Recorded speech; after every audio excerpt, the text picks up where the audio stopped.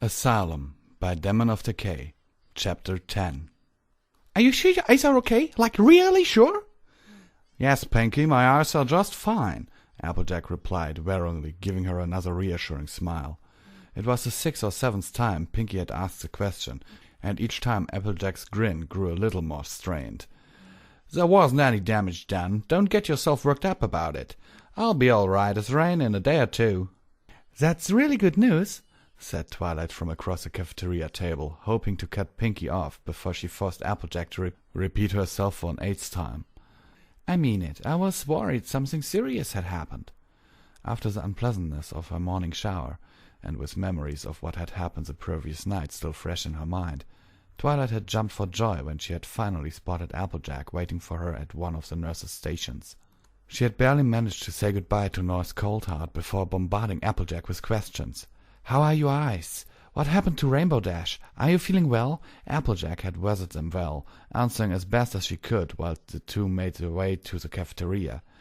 The morning had only improved once they had met up with Pinky. The presence of two of her good friends, both wearing honest smiles, had been soothing balm for her nerves. Lost in the conversation with Applejack, she hadn't even looked at what they had been served for breakfast. She had run on autopilot, following as they took their seats, fully absorbed in finding out everything that had happened since yesterday.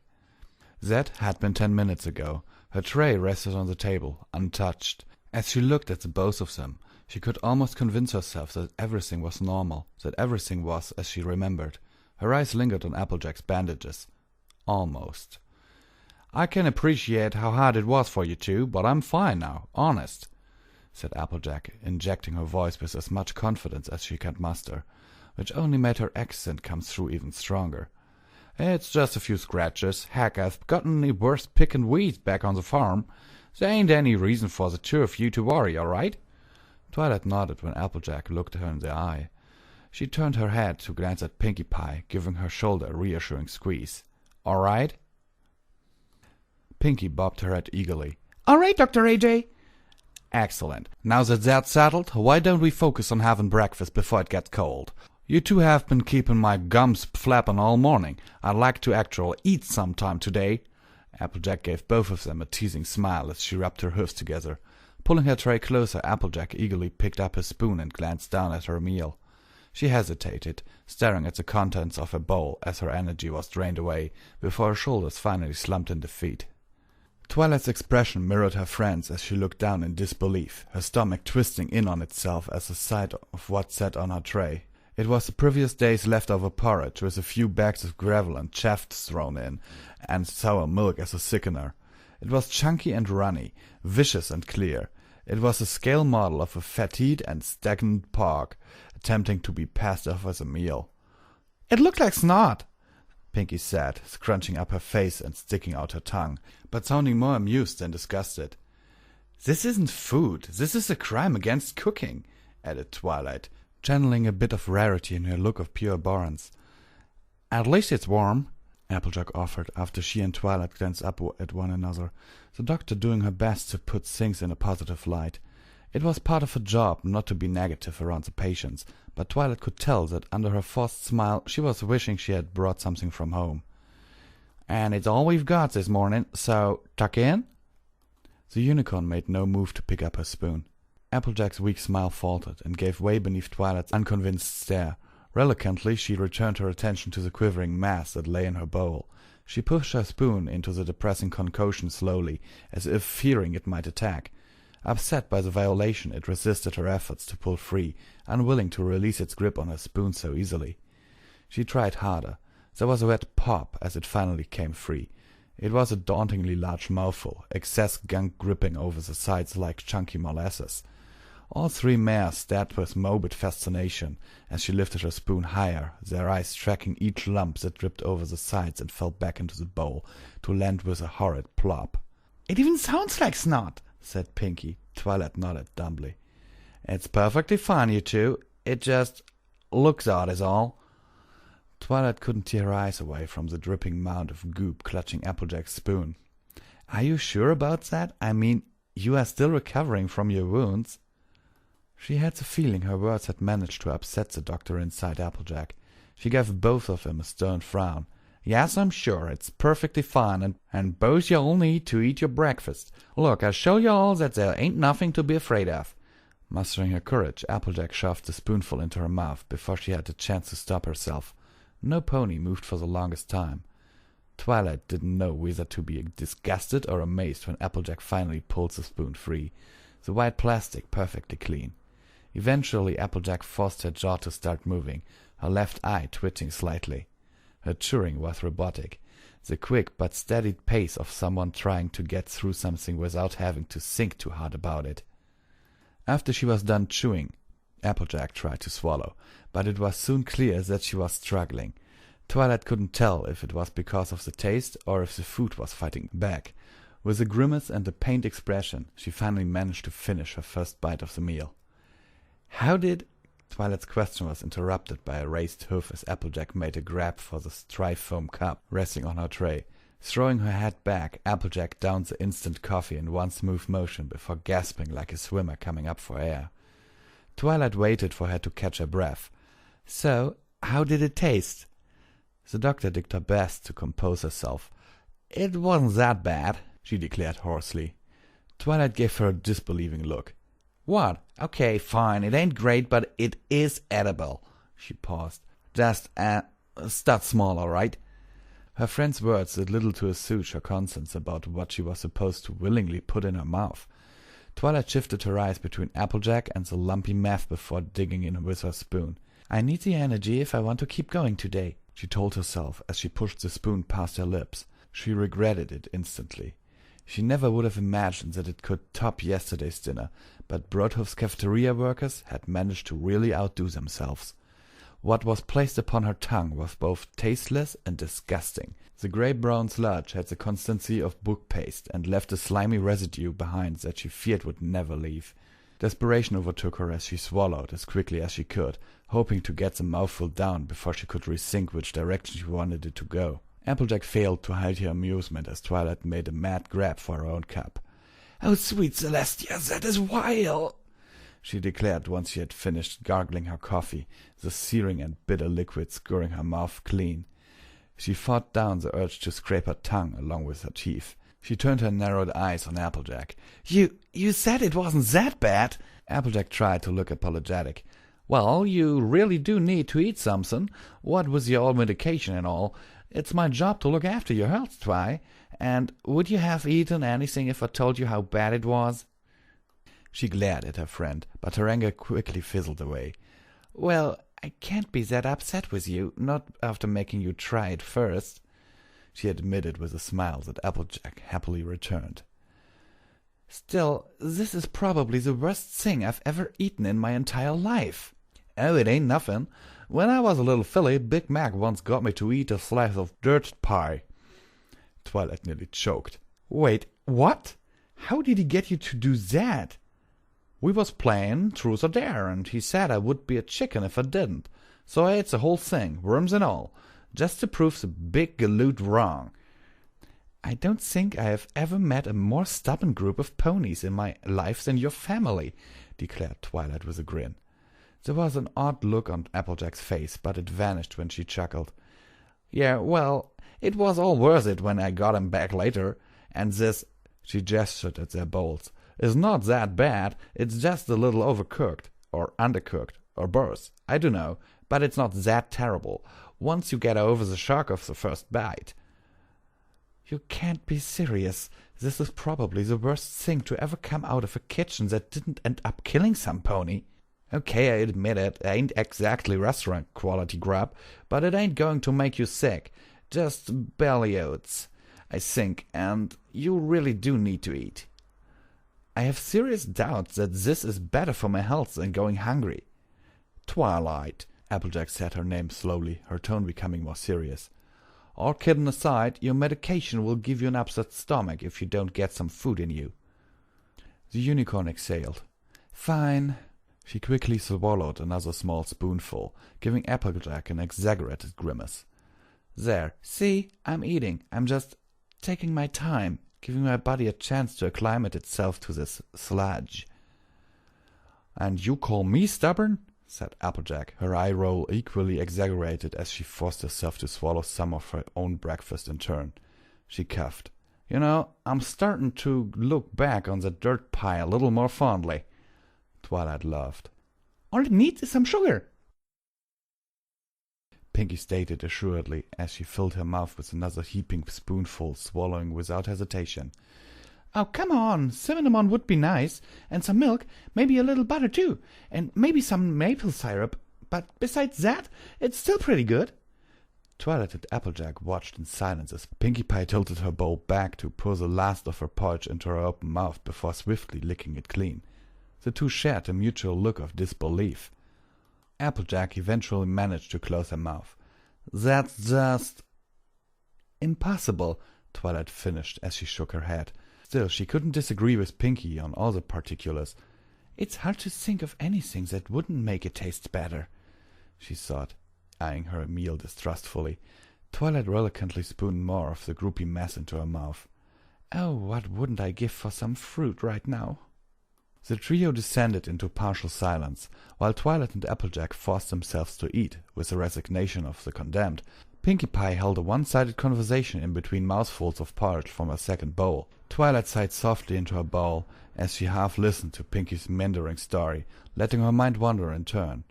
Inevitably her thoughts coalesced around the same issue that had been hovering over her all morning, her dream. Was it a dream? On any other day I wouldn't have to think twice. It was too crazy to be anything but a dream. She looked up from her plastic dishware and glanced around the cafeteria. But now?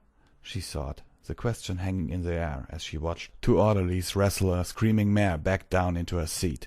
The patient sitting beside her, his head down as he slowly wrote something out over the table with his porridge. Past him she could see another set of patients being fed by a bored-looking nurse. Now everything is crazy. Returning her attention to her friends, Twilight took a steady breath, their presence giving her the strength to push away little fog still clung to her mind. As much as she thought of herself as a responsible and logical mare, she knew better than anyone how she could let her doubts and anxieties get out of hoof. But not today, she promised herself. The confidence was a welcome change of pace. Warmth saturated her body, the fire of her conviction visible in the set of her jaw and the confident gleam in her eyes.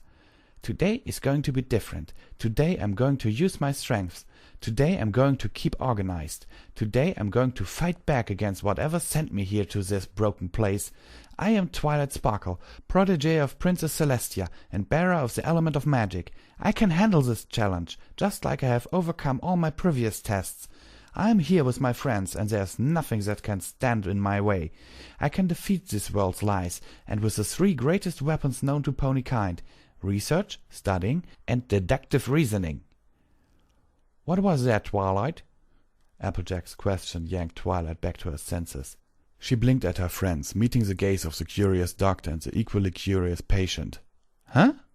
Applejack shrugged. I just thought I heard you say something, is all.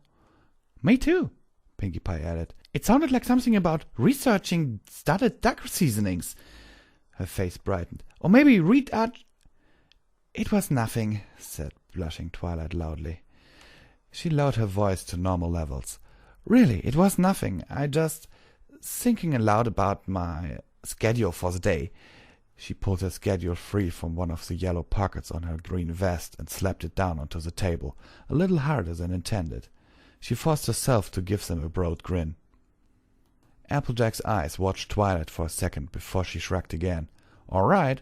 Well, if you have any question about anything, just let me know. After your meeting with Dr. Rose, I can go over the schedule again with you if you like. I'll keep that in mind, Twilight replied, her fake smile vanishing as soon as Applejack turned away to reluctantly answer Pinkie Pie's question about studded duck seasonings. The embarrassment at being caught speaking aloud became scorn. That was a stupid mistake, she chided herself as she returned the schedule to her pocket. What if I had said something else? This Applejack might be my friend, and she might have some connection back to the mare I know, but she is still part of the stuff here. I can't let anyone know what I'm thinking until I have a better idea of what I'm dealing with, especially the doctors. No pony can be trusted. She continued to eat her breakfast, reluctantly spooning more of the meal into her mouth as she updated her mental checklist, careful to underline her reminder to watch what she said. She couldn't afford any more mistakes. Still, she wasn't as worried as she once would have thought. If there was one area in which she knew she excelled, it was doing things carefully. Twilight's thoughts soon returned to the previous night's dream. Hours had passed, but fortunately, or unfortunately, she considered the nightmare had been so vivid that the details were still seared into her mind. But it was just a dream? She asked herself again, repeating the question a little more forcefully. I fell asleep, experienced whatever it was, and woke up afterwards.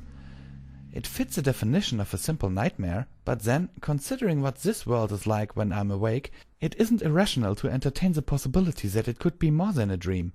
Her eyes flickered around the cafeteria. This whole experience pretty much argues in favor of the impossible being possible, but does it really prove anything? She replayed her memories of the dream through her head. At first it had been so real she couldn't help but feel homesick as she remembered the sight of Pony&Wolf resting outside her bedroom's window. Everything had been just as it was supposed to be, down to the scents of ink and parchment that dominated the library. Even after the insanity had begun, it had retained a true visceral feel that she couldn't remember experiencing in a mere dream before. But everything else, my friend's behavior, my imposter's temperament, the physical transformations, everything else had been so strange, so impossible, that the logical assumption is to label it all fantasy. The longer she debated the idea with herself, the more certain she became that her dream had been just that, a dream. It had been a frightening and particularly vivid dream, certainly, but in the end it was still just a dream. Even Sombra's magic had relied upon the creation of realistic illusion. She thought in a professional scholarly tone. Memories of school debates and oral examinations passed through the back of her mind as she continued her inner dialect. That's what made it so effective. You could subconsciously believe the illusion because it played off your fears while giving you no room to doubt it. Your doubts made the scenarios seem realistic. But dreams are not limited to keeping themselves within the realm of believability, even though you might think they are real at the moment. When I dreamt that I was an alicorn, not for a moment did I ever question why I suddenly had wings and was able to fly. It was only after I woke up that I could recognize how absurd such a sudden transformation was. Like then, my nightmare illogical and impossible nature is readily apparent when I reflect back on it. While my appearance within this world defies logic, the hospital doesn't have hungry shadows or ponies with melting faces. This world is as real as anything, even though it's some strange alternate dimension or magically altered a reality, or some other scenario I haven't just yet come up with. But last night's affair was just a dream, and that's all. Twilight thought with a final nod, considering the matter settled. Picking up her spoon, she returned to her meal, focusing on something other than the lingering questions at the back of her mind. Despite attempting to make her logical examination out of the question definitive, she couldn't banish all her doubts. She sighed. Big change here. Ever since I woke up yesterday, I've been doubting everything. I'm a stranger in a strange land, and the strange dreams aren't exactly helping me stay focused. The last few words echoed within Twilight's head as she paused, the warm touch of realization passing over her mind like the dawn of sun cresting over a sloping hill. And ever since I woke up, they've been giving me pills and unknown medication. They've been drugging me. Dozens of suspicions and theories came together in an instant, and Twilight didn't know whether to revel in her success or hit herself for taking so long to make the obvious connection. The only thing she knew with certainty was the scourge of righteous anger that welled up within her breast as she glared at the oblivious Applejack. The dream, the argument with the bathroom mirror, my mood swings, they've been drugging me to make me believe I'm crazy. That's why they wouldn't give me a medical reference, so I wouldn't know what they were poisoning me with. They want me to believe I'm crazy and give in because... Twilight's thoughts trailed away. Wait, why would they need me to believe I'm crazy? They already have me locked up and every pony already thinks I'm insane. Isn't what I believe irrelevant to them at this point? She sank down into her seat like she had sprung a leak. She quickly erased a couple of lines from her internal list. All right, it doesn't explain everything, but it's the most rational theory yet. It just has some flaws that need to be ironed out. Despite her tendency towards focusing on the negative side of things, Twilight was pleased at how much confidence she still felt. Of course, confidence is no excuse for not doing everything step by step. Finishing off the last of her lukewarm breakfast, she began running through her checklist once again. It irked her that she didn't have quill and parchment handy so she could create a physical version, but she refused to pay it in mind. The last thing she needed was to leave clues behind for others to figure out what she was planning. A soft chiming sound filled the air, dragging Twilight's attention up from her empty tray and away from the imaginary scroll that had been floating in front of her eyes. "Okay, girls, breakfast is over," announced Applejack as she stood up, answering Twilight's unspoken question. After stacking their trays for cleaning, they followed Applejack towards one of the exits, passing other ponies milling around in loose lines. Just before they reached the door, the doctor turned back to look at Pinkie Pie. "Pinkie, go ahead and line up with your group. Me and Twilight have to go see Dr. Rose." "Aw, I wanted to spend some more time with you," she pouted. "I was hoping Twilight could be in my syrupy group today." Pinkie glanced at the unicorn as her frown reversed itself into a grin. "Today's show and tell, and that's always fun for a laugh. And you look like you could use a laugh, Miss Super Serious Face." Twilight pulled her head back just in time to avoid having her cheeks pinched, her look of irritation only making Pinkie's smile grow larger. I don't," Twilight started to protest, but simply cut her off. "Oh, nope. You definitely need a good laugh. I'm the expert on that sort of thing. I know when a pony is feeling down and in the dumps. It's my special talent," she declared as she turned herself to reveal the familiar three-balloon cutie mark. The cutie mark not covered in scars. Twilight glanced away, trying to keep her dark thoughts from showing on her face. "But I can always tell when a pony needs some cheering up, and the best way to make some pony happy is a party," Pinkie continued over Twilight. "Just, they don't let me throw parties. But if I could, I'd totally throw a cheer-up Twilight party. Oh, and I combine it with a Dr. AJ Isn't Hurt party, too," she added, glancing over at the doctor. Twilight opened her mouth. "Well, you two will have plenty of time to spend together later," Applejack interrupted, earning an irritated glare from the unicorn as well. "You can tell Twilight all about what happened when you see her in school this afternoon. But you need to scoot, Sugar Plum." She tapped her watch. "If you're late lining up with your group, you won't be able to spend time with us. So go on and just tell us all about it next time you see us." Pinkie Pie nodded, and with eager obedience, her disappointment vanishing the moment Applejack promised they would all meet up later. "Oh yeah, I forgot all about that. I'll be able to give you both all the fun details later," she said sadly, waving over one shoulder at the other two mares as she trotted away. "See you later, Dr. AJ. See you later in class, Twilight." They both waved back as she was swallowed up by the crowd. "Well then, let's get going," Applejack said with relief as she ushered Twilight towards the door. She set off at a quick pace, forcing Twilight to canter along beside her. "Rose wanted us to get there a little early, so we need to hustle. He wanted to give you plenty of time so there wouldn't be a repeat of yesterday's, events." She glanced over at Twilight, her expression softening with concern. "You need to trust him, Twi. The best thing you can do is be open and honest with him. He'll answer all your questions and try to explain things." Explanations were something Twilight desperately needed. There was no way she could ignore that point. Getting herself and her friends home was a puzzle with all the pieces hidden away beneath unanswered questions. Her thoughts were filled with theories and conspiracies and suspicions about the world she was trapped in, each one a possibility, but with disturbingly little to back it up.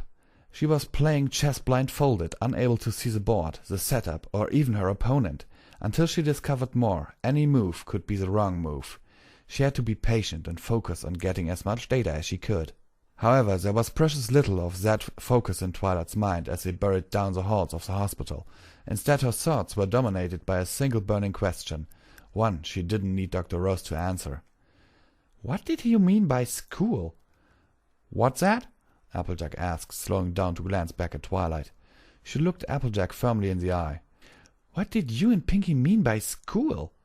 "Well, Twilight, every filly has to go to school until they're an adult and graduate. Just because you're at Broadhoof doesn't mean we're going to let your education suffer."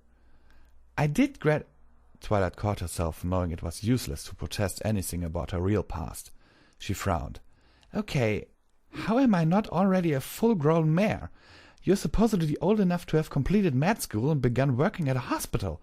How am I still supposed to be taking classes?"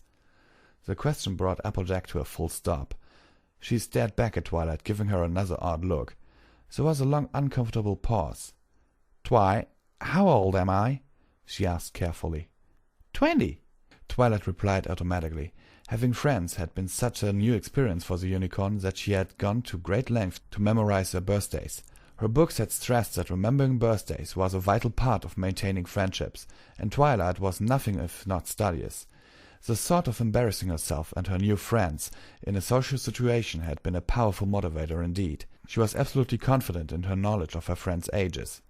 Another length of silence passed between them, as Applejack continued to stare at her. "Twilight, I'm 26. Twilight blinked. "No, you're not." "Yes, I am, Sugar Cube. If I were 20, I would still be in college."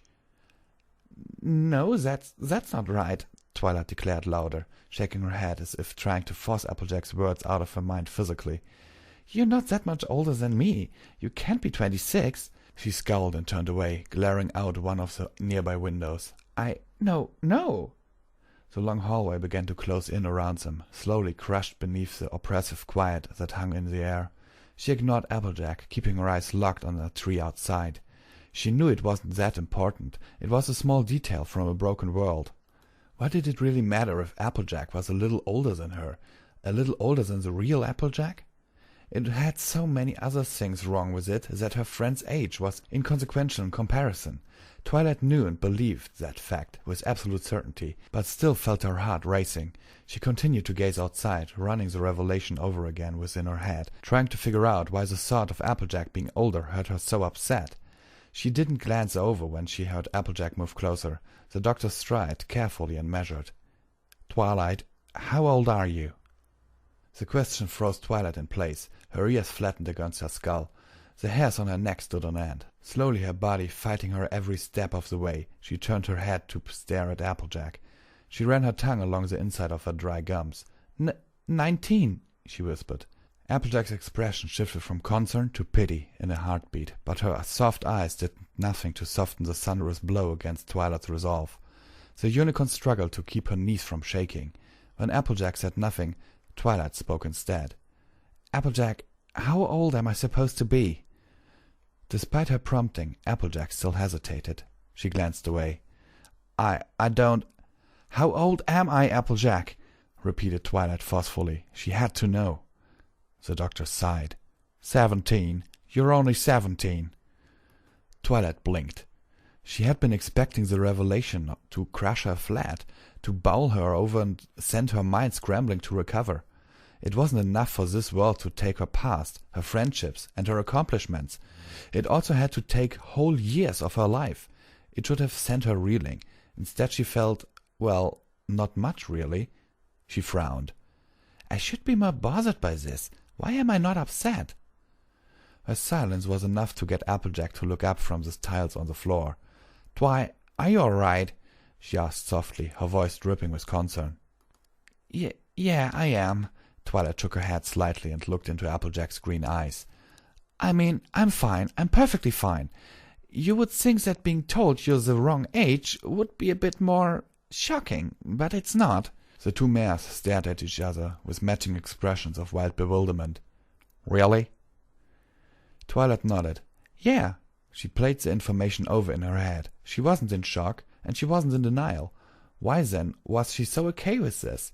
She was supposed to be some insane patient with amnesia and... Everything clicked. Her sudden grin caused a flash of concern to cross Applejack's face, but she ignored it. Aha! Don't you see? That is just more proof that I'm right. It's more evidence that I'm not crazy after all, laughed Twilight, all of her previous worries flowing out of her in a burst of excitement. Despite herself, she did an excited and graceless dance in the hallway. Twilight, Applejack began, but Twilight cut her off. No, Applejack, please hear me out, she said as she excitedly hopped over to Applejack, crushing her head in close to the doctor's and giving her a beaming, confident grin. Dr. Rose told you that I might be suffering from some retrograde amnesia due to my new treatment, correct? Applejack stared back. Correct? Yes, that's correct, but I don't see... Well, you're evidence that something isn't right, Twilight declared, pulling back and doing a little spin in celebration. Don't you see? See what? Applejack said flatly, a hint of annoyance creeping into her voice. Twilight planted her hoofs and struck a confident pose. That means he is either lying or this world really isn't mine. She felt like she were back in front of the class delivering some perfectly researched and endlessly practiced report on magical theory. It wasn't just that, she was right. Now she had some firm, solid and undeniable proof to back herself up. She ignored Applejack's disbelieving look and continued. Retrograde amnesia doesn't work that way, not when I still have all of my memories. Sure, anterograde amnesia can lead to confusion over one's age, because it prevents the sufferer from developing new memories, preventing them from realizing the passing of time. But that's not what they say I have. They claim I have retrograde amnesia, as in my memories of the past are missing. But that's not true. Pacing back and forth with her head held high, Twilight ignored Applejack's attempt to interrupt diatribe, determined to get her point across. I have all my memories of my real life. The doctors claim they are delusions, but that doesn't fit the facts. Here I am with perfectly clear memories going back to foalhood, but somehow they don't match up to what this world claims is true. More importantly, somehow my delusions include 2 full extra years of life which I supposedly didn't live. That is not amnesia, much less schizophrenia works. Neither of those illnesses would result in me crafting a full fantasy past for myself that is longer than my real life. Amnesia takes memories away, leaving nothing but gaps. Schizophrenia can create false memories through delusions, but it couldn't cover up all those gaps and add on 2 extra years to my life, especially not while simultaneously leaving me with absolute no memories of the real world. Turning to face her friend, Twilight leaned forward until her face was just inches away from Applejack's. Come on, Doctor. Really think about it. How is it that my memories are perfectly fine going back as far as I can remember, and yet I've somehow lost every single detail about my real life? How can I remember everything from my school years, from a life in Canterlot that supposedly never happened, and not have a single memory about Broadhoof? How is it that I have 2 extra years worth of memories from something you all claim didn't happen, but not anything about this entire hospital before yesterday morning? She jabbed a hoof at Applejack. Does it make any sense? Does it match any of the medical knowledge you've been taught over the years? Well, Applejack stammered, her indecision only fueling Twilight's sense of triumph. No, it doesn't. And you know this doesn't fit what you have been told either. I can see it in your eyes, Applejack. You're starting to doubt the official story, which is good. I knew I could count on my friends. Whatever has sent me here, whatever caused all this, it just doesn't match up with the medical explanation. Twilight's look of relieved victory switched to a desperate appeal. Applejack, I need your help if I'm ever going to get back to my own home. But you need to know the truth. I'm not supposed to be here locked up like this. I don't know if this is some alternate dimension and I've replaced the truly insane Twilight Sparkle, or if something has twisted reality around so everyone thinks that I'm supposed to be locked up. But it's just not true. In my world, the real world, I am Princess Celestia's pupil. We were close friends in Ponyville, Applejack. I've met your family, helped out on the farm, and we've gone on adventures together. I'm the element of magic, while you, Applejack, you're the element of honesty. I know you can see that I'm speaking the truth here. We need to get out of here so I can set things right. I know this is a lot to process, but please, you need to get this magical limiter off of my horn so we can— That's enough, Twilight! Applejack shouted, taking a step forward. I'm not going to sit here and let you continue to delay our meeting with the doctor so you can try to convince me to take off your dampener. That isn't going to happen. Twilight's eyes widened in alarm. But— No buts. We're not gonna have this discussion now, and you are not gonna convince me to let you harm yourself by taking off your limiter. It's for your own health, and for the health of those around you, that you are silenced, and I don't want to hear any more about this, you understand? Cold claws drove themselves into her lungs, causing her breath to catch in her throat as her chance of freedom began slipping out of her hooves. But Do you understand? Applejack hissed, taking another step forward. Twilight nodded weakly. Yes, she answered, her voice barely audible, even in the silent hallway. Good. Now follow me. We're already late enough as it is. Her words were delivered with a finality that brooked no disobedience. Without another glance, Applejack turned back around and headed off down the corridor at a quick trot, the clip-clop of her hooves a staccato soundtrack to Twilight's disbelief. Why? Why won't she believe me? The thoughts pounded in Twilight's head as she obediently followed in Applejack's wake. She ran through her words again and again, trying to figure out where she had erred. It didn't make sense. Surely Applejack could see the truth.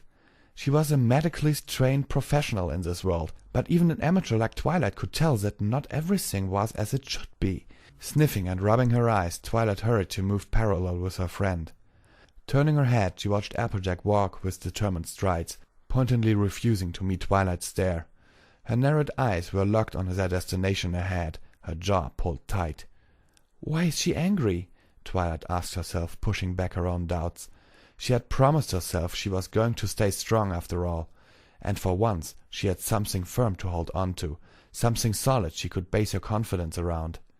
The age difference made no sense and didn't match up with what she had been told about her condition. Why couldn't Applejack see it too? Why was she angry at Twilight for pointing out the truth? She glanced over at her friend again. The Earth Pony's jaw was still locked tight, giving her the firmly stubborn look that Twilight was familiar with. But her green eyes, there wasn't just anger there. Twilight's heart skipped a beat. It was doubt. There was doubt there, hidden beneath the tough exterior Applejack was trying to maintain. It took all of Twilight's self-control to keep from giving a whoop of joy and tackling her friend with a hug. She had done it. Something she had said had gotten through to her friend. Even if she doesn't believe me yet, she's at least asking questions. That's the first step. Twilight felt 100 pounds lighter as she turned away.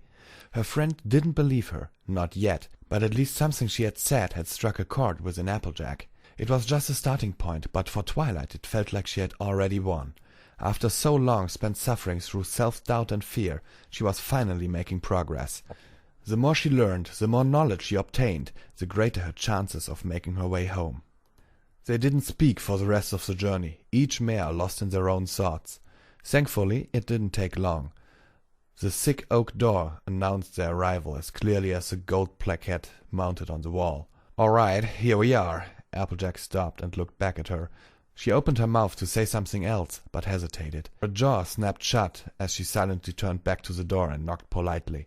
A muffled "Come in" managed to penetrate the thick slabs of wood. Pushing the doors open, Applejack turned to usher Twilight inside, not meeting the unicorn's stare. Twilight didn't mind. She would let Applejack take her time. Besides, she had questions that needed answers. Lifting her head high, Twilight strolled into Dr. Rose's office.